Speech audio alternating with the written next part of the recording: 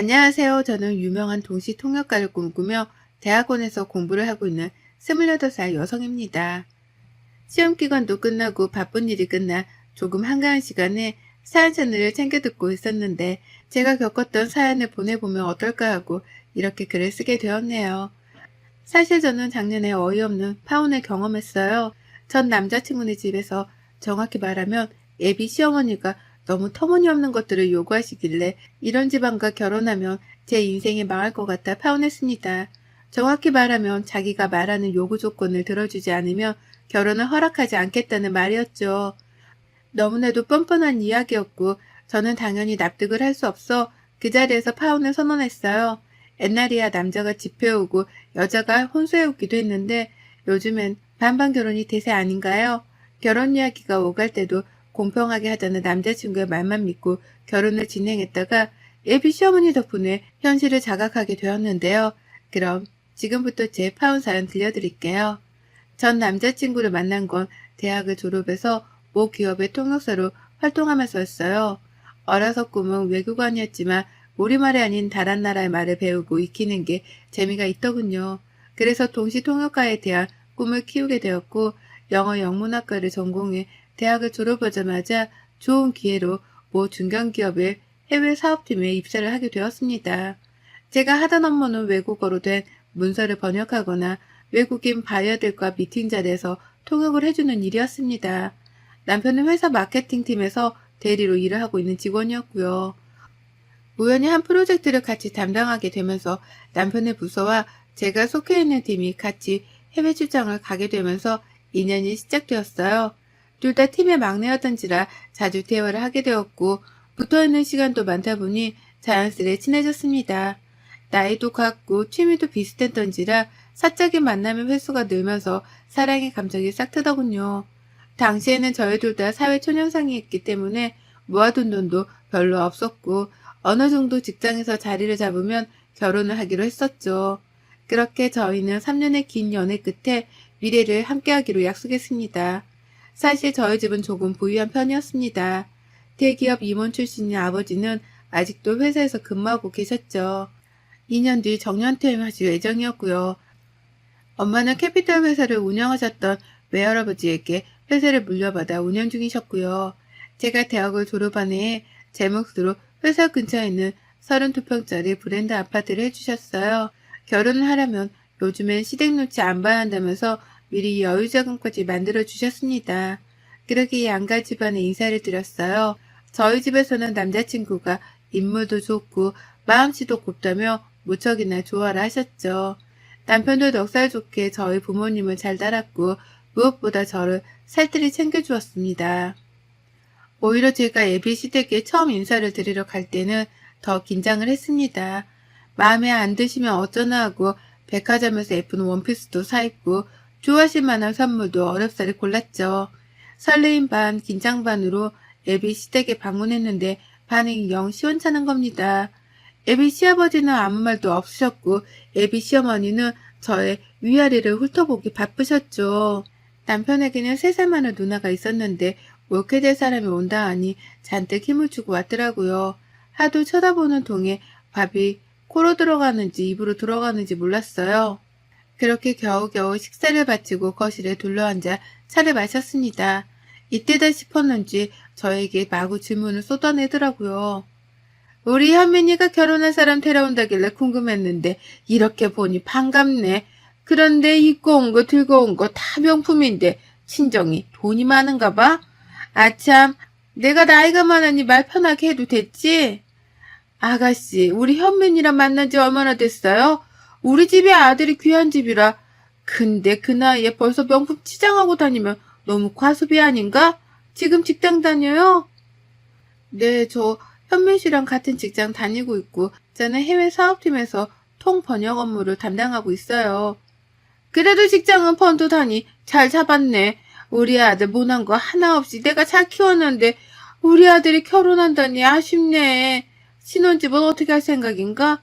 이런 거 초면에 좀 그렇지만 그래도 확실히 해두는 게 좋은 것 같았어.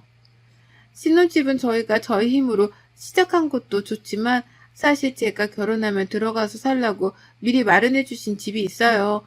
회사 근처기도 하고요. 그럼 그 집은 아가씨 명의인 건가? 모아둔 돈은 얼마나 있어? 친장이 좀 여유가 되나 보네. 그래도 그 나이에 받는 월급 거기서 거기일 텐데 나중에 애 낳고 그러면 직장도 관두고 그러면 우리 아들이 고생할 게 뻔한데 지금도 이렇게 명품에 뭐에 다 두르고 다니는데 이거 괜나 사치 부리는 거 아니죠? 엄마, 초면에 무슨 말을 그렇게 해. 지연이 부담스럽게. 얘는 벌써 집 안으로 편드는 거 좀 봐. 내가 뭐 잡아먹기라도 한다니? 결혼하고 나서 애 생기면 너 혼자 일하는데 이렇게 사치 부리고 다니면 그게 다 부담되고 그러니까 미리 말해두는 거 아니야. 내 말이 틀려요? 아, 어머님 말씀이 맞아요. 과해 보였다면 죄송해요. 저도 나름 잘 보이려고 하나 사입은 건데 저는 제가 너무 예민하게 구는 건가 생각했지만 다들 이런 고비는 한 번쯤은 있다고 해서 그러려니 했어요. 그래도 저도 사람인지라 기분이 나쁘긴 하더라고요. 자리를 피하고 꽤 늦은 시간이었기에 남자친구가 데려다 준다며 차를 타고 길을 나섰죠. 영 찝찝한 기분을 지울 수 없었던 저는 남자친구에게 하소연했습니다. 아니 현민 씨, 아무리 그래도 그렇지. 어머니 너무하신 거 아니야? 어떻게 초면에 대놓고 사치를 부리니 집은 어떡할 거냐. 그런 말을 서스럼 없이 하셔? 결혼이 애들 장난은 아니지만 그래도 너무 과하신 거 아니야? 나를 어떻게 보셨길래 그런 무리한 질문을 하시는 거지? 미안해. 우리 엄마가 원래 그런 사람이 아닌데 아들이 결혼한다니 서운하기도 하고 그런 모양이야.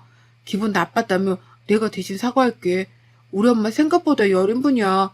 내가 잘 말씀드릴게. 기분 풀어, 응? 막말로 우리 엄마 아빠가 현민 씨한테 그랬으면 현민 씨도 기분 나빴을 거 아니야.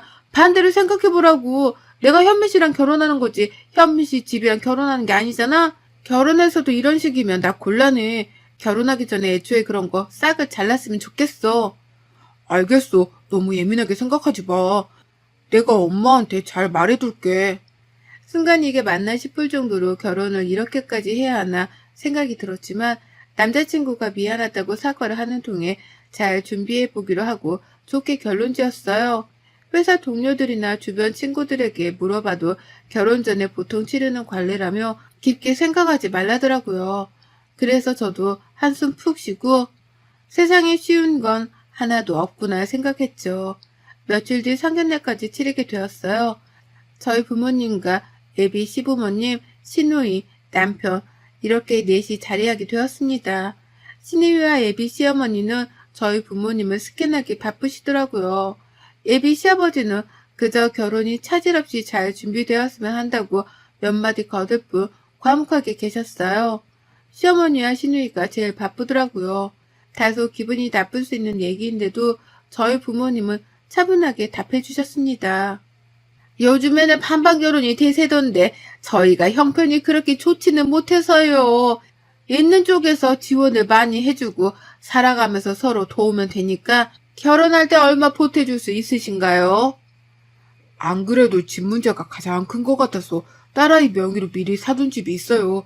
혼수다 예단만 잘 처리하면 될 것 같은데 간소하게 하길 원하시면 예단이나 예물은 생략해도 됩니다. 예물이라고 해봤자 두 사람이 하는 결혼이니 결혼 반지만 있어도 되지 않을까 싶은데요. 무슨 소리세요? 사돈이 너무 모르시네. 우리 집안이 아들이 귀한 집안이다 보니 예단이나 예물은 꼭 해야 해요. 그동안 제가 금이야 오기야 얼마나 잘 키웠는데 그것도 안 하고 넘어가면 집안 사람들한테 체면도 안 서고 우리 현민이 입지가 안 좋아지니까요. 그건 그렇습니다. 그럼 원하시는 예단 예물 있으시면 김서방 통해서 보내주시죠. 최대한 맞춰드리겠습니다. 어머, 사돈어른 정말 화끈하시다. 그럼 저도 필요한 거 있으면 말해도 되나요? 그럼요. 하나밖에 없는 딸아이가 결혼한다는데 잘 봐주십사. 그 정도는 당연히 해드려야죠. 원하시는 거 목록에 포함시켜 보내주시죠. 지켜보는 저는 속이 타들어갔지만 부모님은 기분 나쁜 내색도 안 하시고 그저 허허거리며 웃으실 뿐이었죠. 상견례를 마치고 집으로 돌아가는 차 안에서 제가 물어봤습니다. 그런 질문을 받고도 불쾌하지 않았냐면서요. 아빠, 아무리 사돈댁이라도 그렇지. 아빠 성격에 너무 비위 맞춘 거 아니에요? 그래도 어쩌겠냐. 나도 사람인데 딸 가진 죄인이랍시고 굽혀줬는데 아무리 생각해봐도 썩 좋은 집안은 아닌 것 같구나. 말은 그렇게 했다만 너 이 결혼 꼭 해야겠니? 당장 한다 안 한다 결론은 못 지을 것 같아요. 시간적인 여유가 있으니 며칠 생각해 볼게요. 그쪽 하는 거 보고 도저히 아니다 싶으면 저도 관둘 테니까 지켜봐 주세요. 제 성격 아시잖아요. 그래, 아빠도 우리 딸 믿는다. 이혼하기 전에 파혼이 나오니 신중하게 생각해봐라. 아직 시간 여유도 있으니까. 아버지의 말씀을 듣고 저도 곰곰이 생각했어요. 어찌됐든 남편 하나 보고 하는 결혼이기 때문에 시어머니나 시누이를 생각할 결혼은 없었죠. 물론 시댁 식구들이니 아예 신경을 안 쓸 수는 없었지만 정작 중요한 건 저와 남편이니까요. 아버지는 이대로 결혼해서 제가 줏대를 잡지 못하고 평생 당하고 살 거라며 걱정하셨습니다. 그리고 저도 한 성격 하는지라 한 번 화나면 부모님도 못 말릴 정도거든요. 저를 걱정하는 부모님을 안심시켜드리고 저는 남자친구를 믿고 결혼을 진행하기로 했습니다. 하지만 며칠 안 가 그 모든 믿음은 깨져버리고 말았죠. 점심시간이 다 되어 일을 마무리하고 있는데 모르는 번호로 연락이 오는 겁니다. 예비 시어머니였어요. 갑자기 불쑥 찾아온 터라 당황스러웠지만 할 말이 있다며 회사 앞 카페로 부르시더라고요. 예비 남편에게는 굳이 말 안 해도 되니 저 혼자 조용히 나오라면서요. 갑작스러운 상황에 동료들이랑 먹기로 한 점심 약속을 취소하고 예비 시어머니를 만나러 회사 앞 카페로 갔습니다. 어머니 갑자기 찾아오셔서 놀랬네요. 무슨 일 있으세요? 내가 못 올 것이라도 온 것처럼 이야기하는구나. 너한테 미리 약속 받아둘 게 있어서 찾아왔다. 약속 받아둘 일이라면 어떤 걸 말씀하시는 건가요? 결혼이 너희 둘만 좋아서 하는 게 아니란 걸 알아줬으면 하는구나. 그래서 말인데 결혼 전에 미리 사뒀던 그 아파트 말이다. 혼인신고하면 현민이랑 공동명의로 바꾸렴. 내가 현금으로 6천만 원 마련해 줄 테니 그 돈 받고 네 앞으로 되어있던 그 아파트 공동명의로 바꿔라. 공동명의요? 이건 신혼집으로 사주신 게 아니라 부모님이 그냥 제 앞으로 해주신 제 집이에요. 신혼집 명목으로 산 거면 그리고 현민 씨 돈도 들어갔으면 당연히 공동명의로 해야죠. 근데 갑자기 이러시면 저는 조금 납득이 안 가네요. 납득할 게 뭐 있니? 결혼하면 다 부부 공동재산이 되는 건데 어려울 것 없다. 내가 주는 6천만 원으로 혼수하고 필요한 거 사고 대신에 집은 공동명의로 하는 조건이다. 보니까 지금 시세도 10억이 훌쩍 넘었는데 처가 도움으로 대리사이를 하는 것도 아니고 귀한 아들 면목은 세워줘야 하지 않겠니? 역시나 결국은 돈이었습니다. AP 시어머니는 처가의 도움으로 결혼을 하는 거라는 말 자체가 싫으셔서 뭐라도 있는 척하고 싶으셨나 봅니다. 제 명의로 된 아파트를 들먹이며 공동명의를 하라고 일방적인 요구를 하시더라고요. 그러면서 주시겠다는 6천만 원은 본인들 노후자금을 주는 것이니 더욱이 공동명의가 맞다고 하시는 겁니다. 억지도 이런 억지가 없지 않나요? 그리고 처음에 아버지가 사주셨을 때보다 집값이 3배 정도 오르긴 했었어요. 인근 지역의 꾸준한 재개발로 고급 브랜드 아파트도 들어오고 위치적인 조건도 좋았거든요. 완전 도둑놈 심보가 따로 없었습니다. 가만히 있던 제 성질을 건드려주는 덕에 저는 더는 참을 수가 없더라고요. 딸 가진 죄인이라 더 이상 아무 말도 안 하셨다는 아버지가 생각나 더 울컥했습니다. 어머니, 죄송하지만 제가 이해가 조금 안 되네요. 같이 힘들게 구한 집이면 공동명의가 맞아요. 아무리 반반 결혼이라 하지만 제 집을 무슨 명목으로 공동명의를 해야 하는 건지 이해가 안 가네요. 현민 씨가 한 푼이라도 보탠 거면 제가 하겠는데 저는 이해가 되질 않아요. 이해가 갈 게 따로 있지. 그동안 내가 말한 거 이해 못했니? 아무리 시대가 변했다지만 그래도 남자가 집도 안 해가고 처가댁 도움으로 살았다고 하면 그게 무슨 말이냐 이거야. 그리고 결혼하고 아이 생기면 너 직장 그만둘 거잖니. 그러면 고생은 우리 아들이 다 할 텐데 그 고생하는 목 챙겨준다고 생각하고 바꿔주면 될 일인데 뭐가 그렇게 어려워?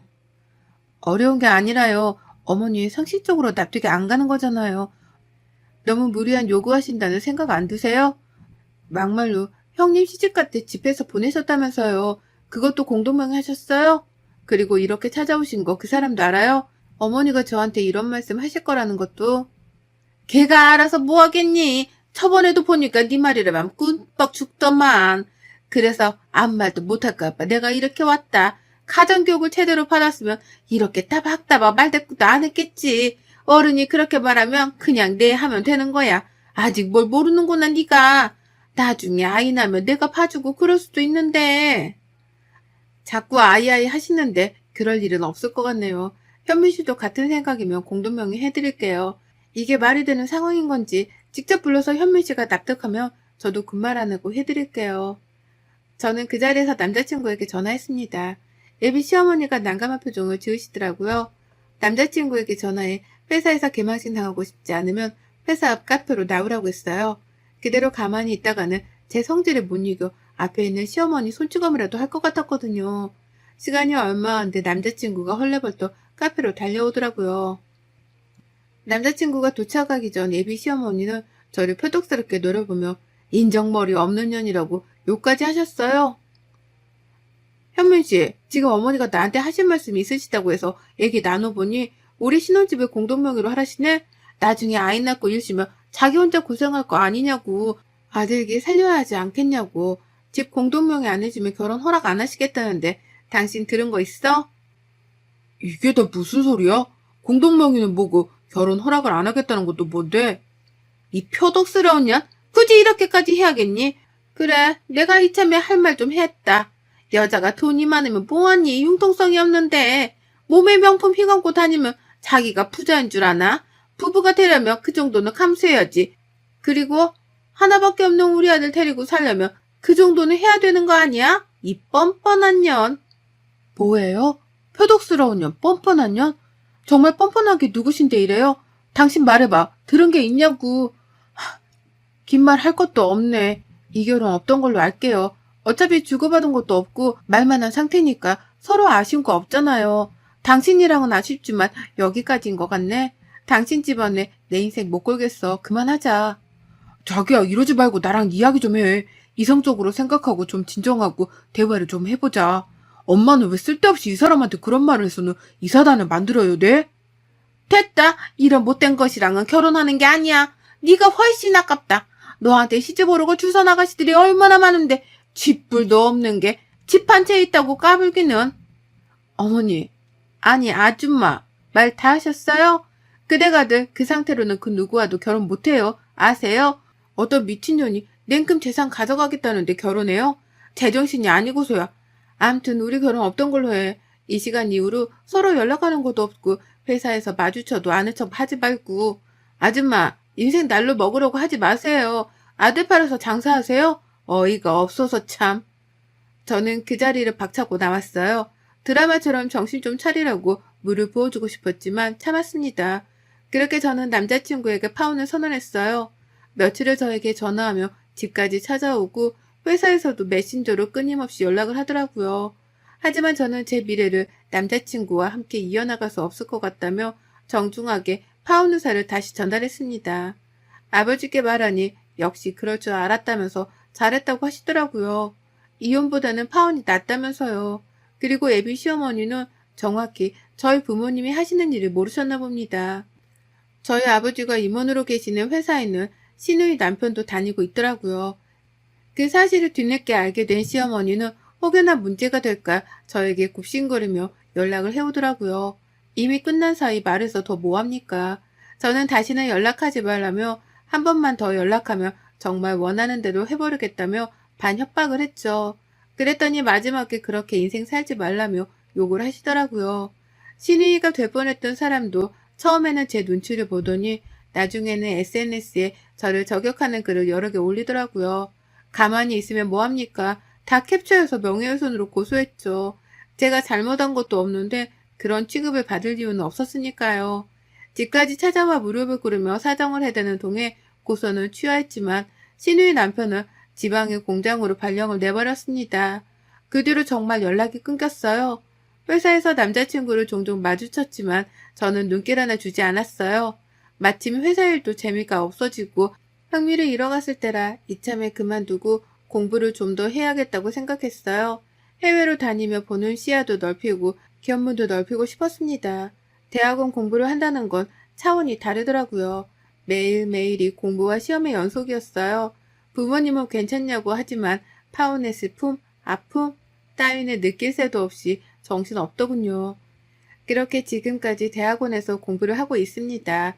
1년이라는 시간이 더 남았지만 대학원 공부가 끝나고 여건이 되면 유학도 다녀오려 합니다. 해외에서 직접 부딪혀보며 경험을 쌓아야 할 것 같아서요. 하마터면 제 인생이 시궁창으로 빠질 뻔했었는데 저 잘한 거 맞겠죠? 결혼해서 이혼하고 이혼료 딱 집은 눈이 애초에 싹을 잘라버리는 게 맞는 것 같아요. 여러분의 생각은 댓글로 남겨주세요. 오늘도 시청해주셔서 정말 감사합니다.